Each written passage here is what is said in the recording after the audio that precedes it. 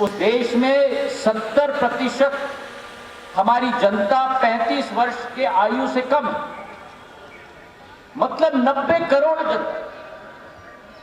America की 3 गुना आबादी और संयुक्त यूरोप की 2 गुना आबादी हमारे देश में नौजवान पीढ़ी की है। और विश्व में अगर देखें कि परिवर्तन जहां भी लाया गया है वो युवा पीढ़ी के द्वारा लाया गया है। तो ये दशक भारत का है,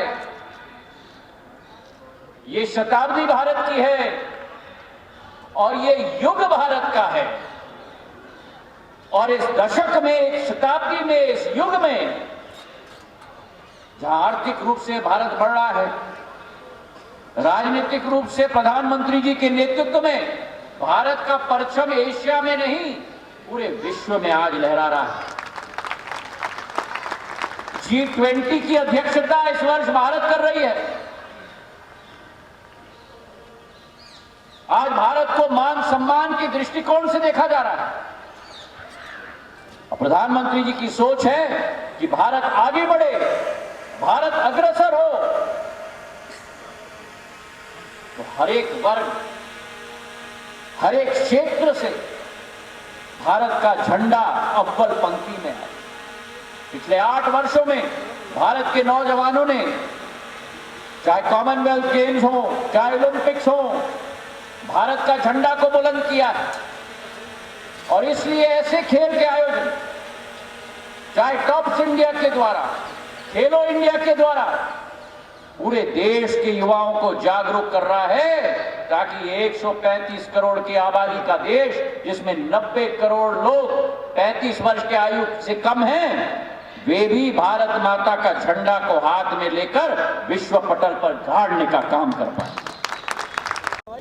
राकेश सिंह जी के साथ कई खेलों पर हमने अपना हाथ भी आजमाया और मैं तो ये चाहता था कि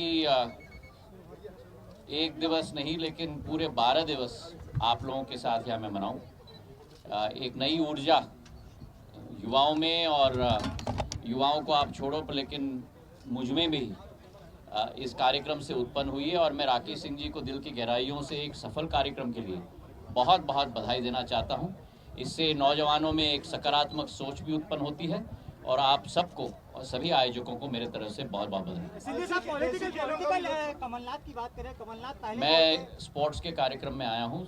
अगर आप याद रखोगे तो खेल के मैदान पे पहला रूल है कि स्पोर्ट्स के फील्ड पर केवल स्पोर्टिंग की बात की जाती है। जब मंदिर में जाते हैं तो राजनीति की बात नहीं होनी चाहिए, जब स्पोर्टिंग फील्ड में होते हैं तो राजनीति की बात नहीं होनी चाहिए। स्पोर्ट्समैन स्पिरिट हम सबको अपने जीवन में अपनाना होगा। तो कृपा करके राजनीति को इस मैदान से तो अलग रखें। चलिए, बहुत बहुत सुंदर, बहुत अद्भुत और खास करके मैं कहूँगा कि गुल्ली डंडा हो या कंचे और भौरा हो और चीटी